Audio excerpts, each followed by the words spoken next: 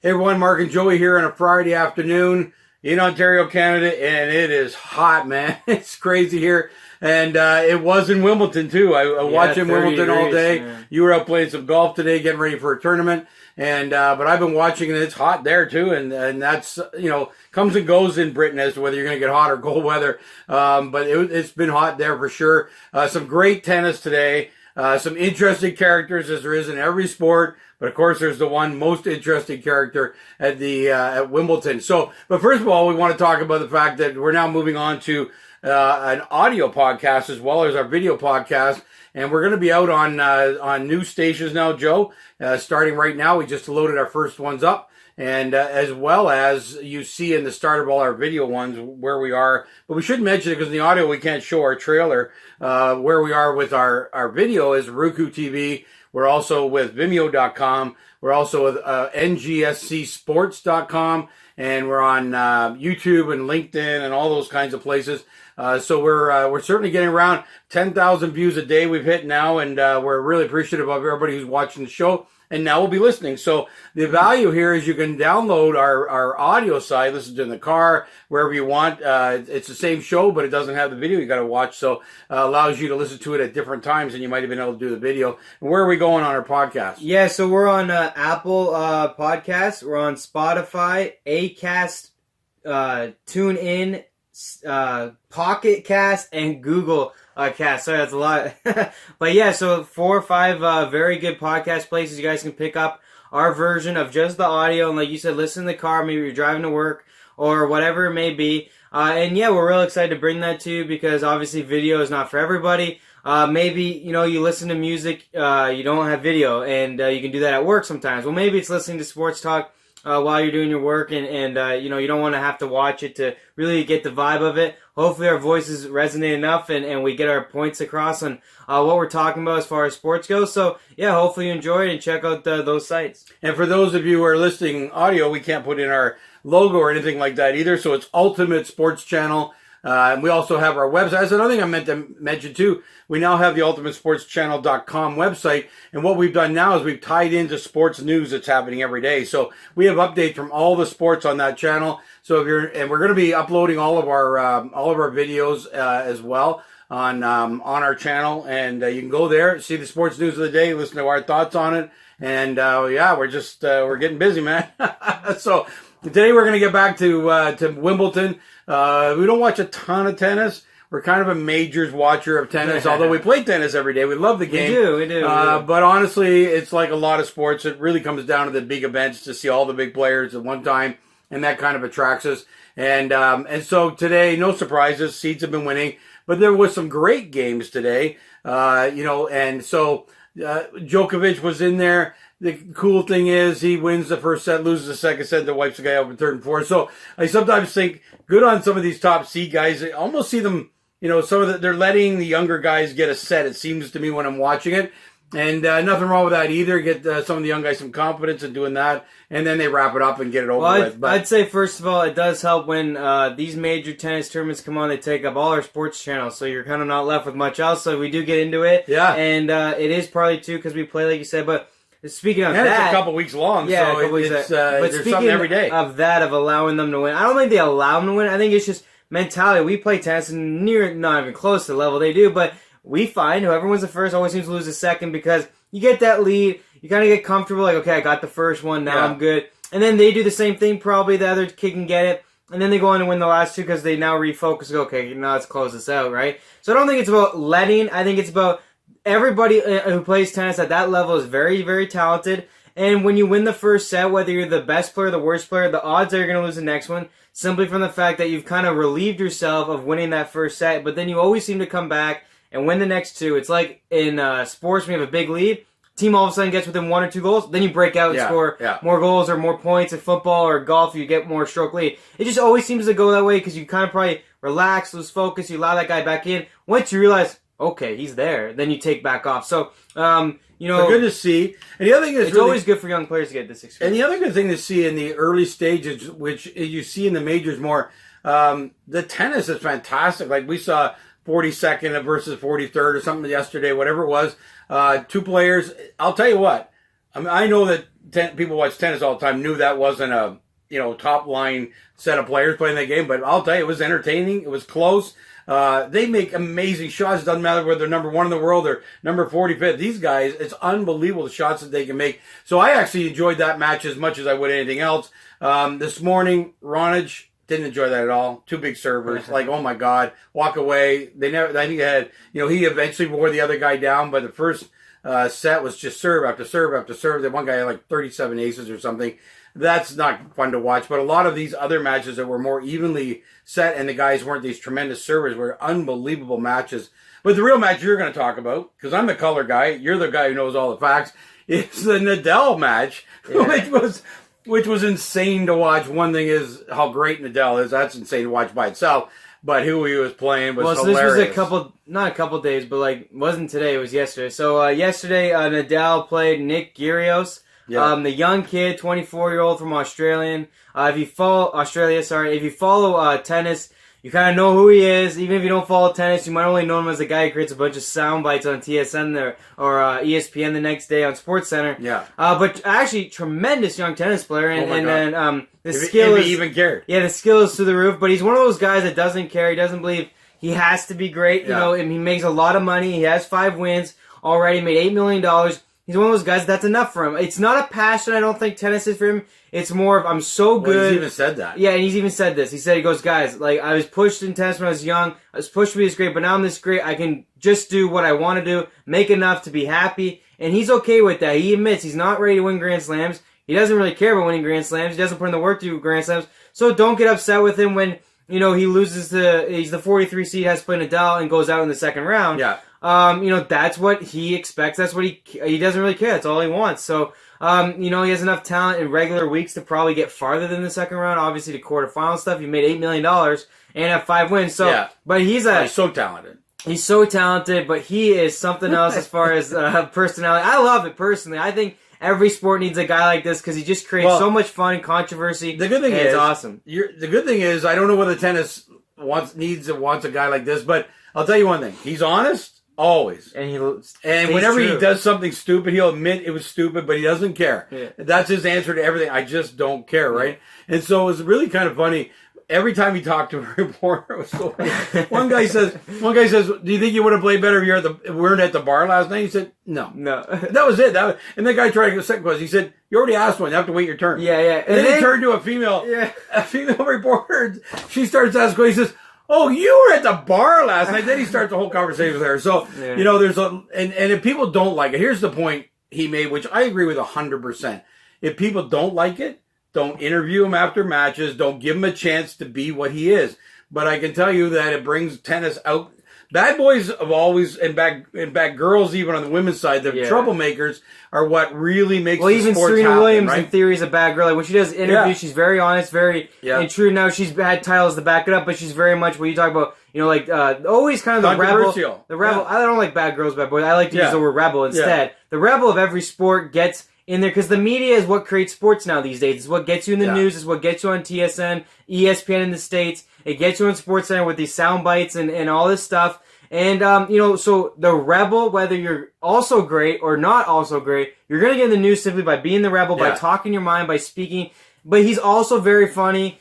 He's kind of that love or hate him type of guy. And there's moments that, even if you're a fan of his, you hate that he does stuff. But it's entertainment. And he's a great tennis player. Not great tennis player. A very, very talented tennis player. That creates some great moments, some great matches. Like the Nadal match. If you didn't watch it, go watch the replay. I just watched it myself, man. What a match. Yeah. And he could easily beat Nadal without practicing. And that's the funny thing about it all. And that's why he underhand served a couple times. Oh my God. And like he would stand there sometimes when Nell hit the ball back and he didn't feel like getting it. He'd just stand there and watch it go by. And he goes as if he goes, I shouldn't really want to play. Yeah. I don't want to play that point. Anyway. But in the underhand serve, the guy goes, why don't you keep doing it? And he tried to keep up with his long excuse. And then he goes, I just didn't really want to do it anymore. Yeah. I had enough.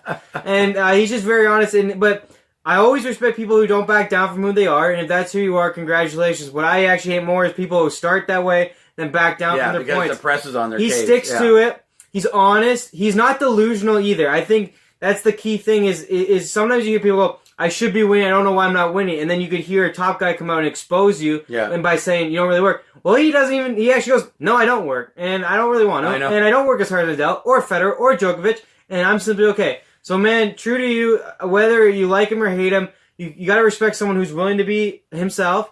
And Nadal and Djokovic and Federer, they're themselves too, and that's why they're as great as they are. And it's just a great thing for tennis. I think it helped me get into this tournament a little bit more. I think he's an entertainment ploy. And now he's kind of good for the early rounds because he provides that where, you know these guys are going to win. So he's that kind of guy who might play a top guy early, might knock him out even. Like Nadal said, who played him, goes, you don't want to face him in the second round because he's technically as talented as a top 10 player in the world. So he's one of those guys that in the early rounds can get you into the tournament. And now that he's gone, you got the real tennis, Federer and Nadal play tomorrow, and these guys are going to start playing every day. But it was certainly funny to listen to his interview. It was fun to watch. Tremendous talent. And he also lost in the doubles today, so he lost in doubles today. So he's just it's just and in that interview, don't hear it with that guy. In that interview talent. when they lost, he goes. They asked like the girl a question like, do you feel you hurt the team out? He goes, don't even let him do it. Just let him blame me. I like it. He goes, I'll just take it.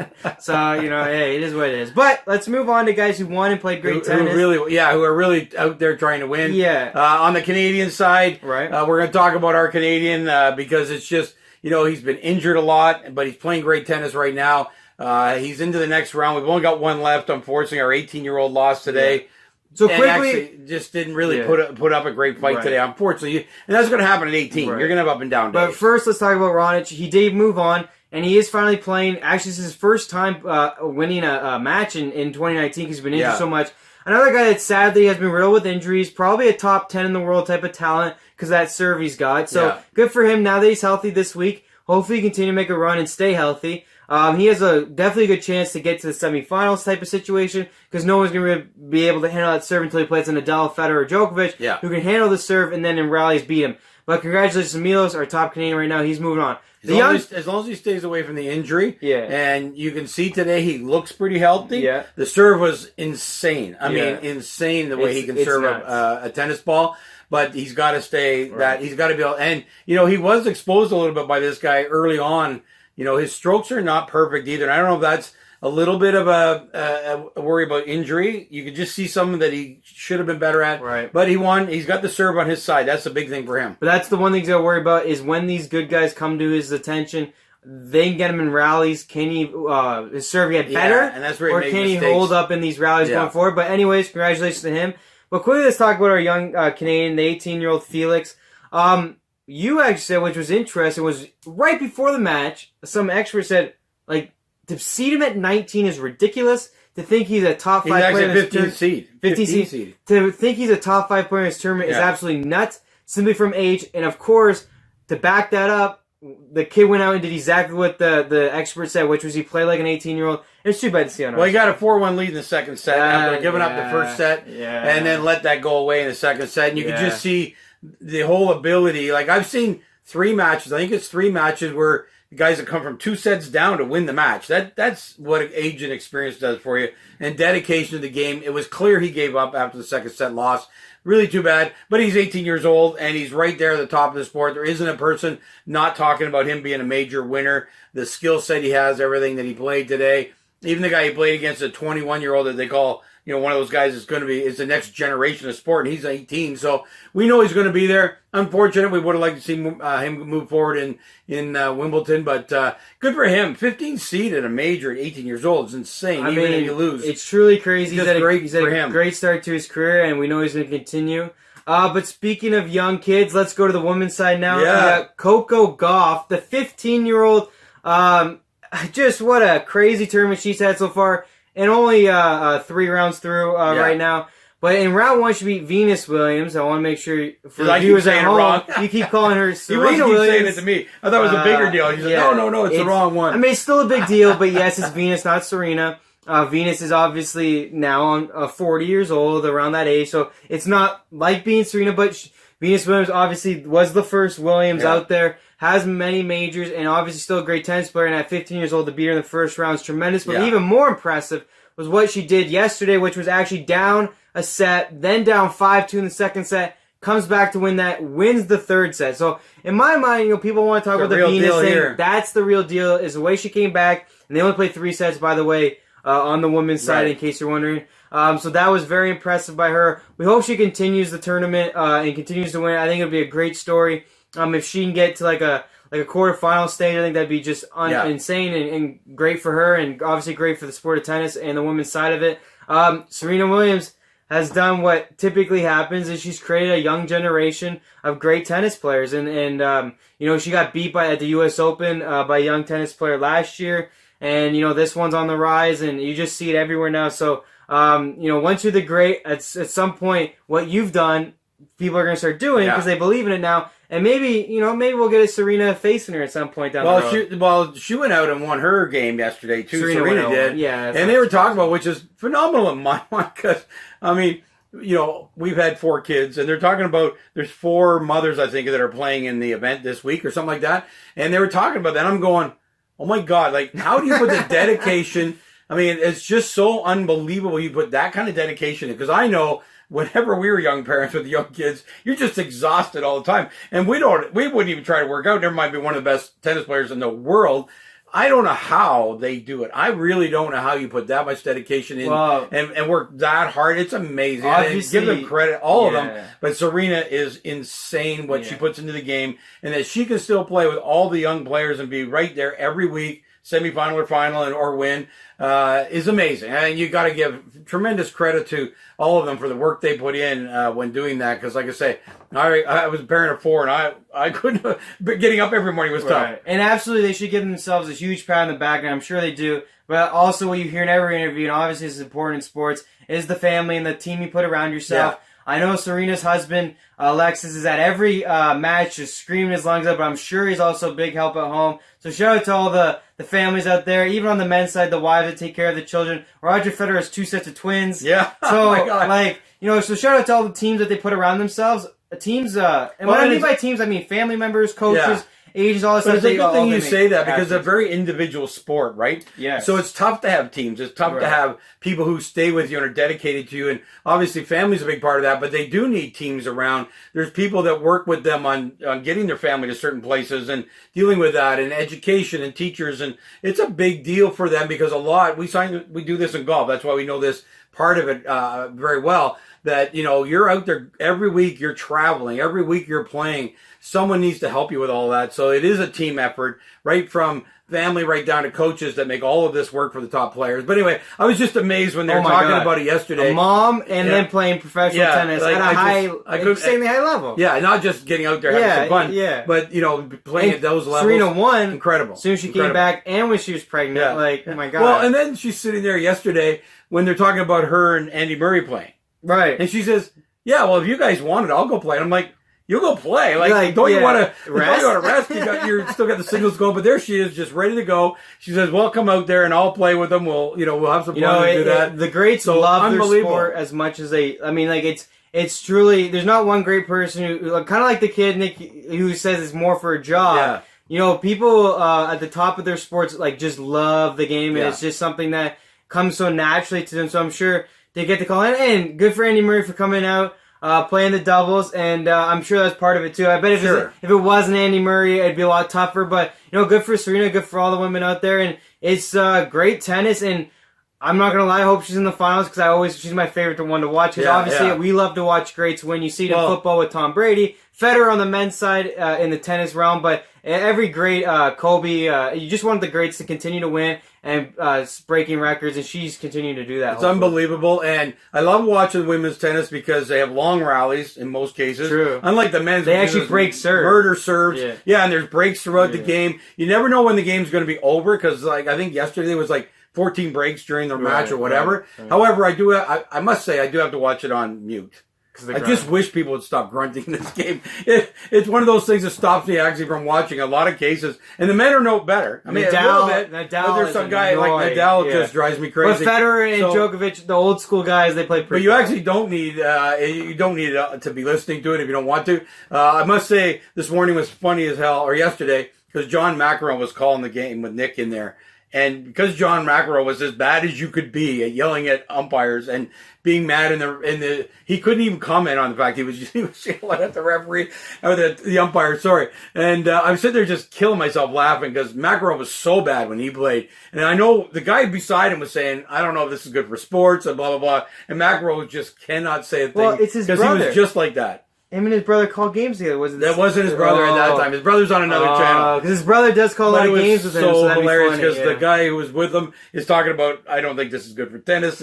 John's just got to sit there and take it because he was the exact same way. Well, the one thing he did win and that's tried what to John win. McEnroe always says, because he has called actually Nick out on it before. Yeah. So it's not that he'd be a stranger to it, but the one thing he always adds at the end of calling him out is, I won a bunch of titles. So so you do that, you have no right. But at the end of the day, what it does is it creates a show for us and great tennis to watch, and like a full week still to go. It's going to be fantastic. There we are on our tennis, first tennis show, I think. But no, we had a second one earlier real quick, can we get this weather for when the golf goes to England? Yeah. What the hell? Yeah. The British Open for golf is usually wind, and it's only 2 rain. weeks. It's only 2 weeks. weeks from now. Like, but it seems to change. So it's amazing. I know I've only been over there. We went to London for 4 days, your mother and I, and we got a great 4 days. And all those people would say, "Yeah, don't worry, it'll change quickly." So so we'll wait and see what happens with the weather. But they're getting fantastic weather there right now. Looks spectacular. You know what? It's one of those bucket list things that I'd love to do. The tennis center is ridiculous. I mean, they've got the shots from the blimp or the high up shots, whatever they might be using. And wow, what a spectacular place it looks like. One of those things you just kind of gotta go see kind of thing. And we'll look to do that. But anyway, we'll come back. May not be every day. Going to depend on who's playing and how interesting those matches were and who's moved on, who hasn't. But I'm sure we'll be on 2 or 3 times the next week to check in Sunday. It's third day off. It's the only day to take off is Sunday. Yeah. So a full update leading to the second week, as they call it, of Wimbledon. So, like I said, tomorrow you got Federer and Nadal playing back-to-back. Sorry, I forgot a story, too. I want to talk about Roger Federer and what a great guy he is. The young girl's walking along the sidewalk. I don't think she was even playing. It was yesterday. And Roger comes by and says, "Hey, there she is, the star of the show," and gives her this whole thing about how great she is. And then the funny part was, you talk about teenagers. When he walked off, she said to her friend, "Did you get that? Did you get that on your phone?" It was hilarious to see 15 years old reaction. And he just came, he's such a great guy. And he said that to her and bumped her up. And all she was worried about, did she get it on there? And I'm sure it's on Instagram and everything she has going. So that was kind of funny. Anyway, we'll be back during the week. Let's commit to Sunday. Yeah. They'll be going the end events tomorrow or matches tomorrow. And we'll start the second week on Monday. So we'll come back on Sunday and give an update of who's playing who and what do we think at that point. And although we don't watch a ton of tennis, we're reading a lot about it, and I'm watching tons of it this week. So we're pretty knowledgeable on at least this tournament. Maybe not every tournament, but at least this tournament. So I pick Djokovic, Nadal, or Federer to win. Yeah, good call. Yeah, well, I would throw Nadal out on this one because these guys, the 2 guys at the top, Nadal played hard, but he could have easily lost the second round match to Nick, and so I'm concerned about him. He's not a grass court specialist. What would be good then is if Milos can get him in the semis or something. Yeah. You could have a top 4. But he's unbelievable. The running around he does. And, he's not 20 years old anymore, 24 years old like the other guy. He's amazing. I mean, it's just incredible in that heat. And you've been on the course, they went 4 sets. So on the courts for 4 hours, I think it was, something like that. It's unbelievable. So anyway, you can tell we're excited. Hopefully we're passing that on to you as well. Watch Wimbledon. It's another whole week to go. It's been fantastic. We'll be back Sunday to update who's playing who and who we think's going to win.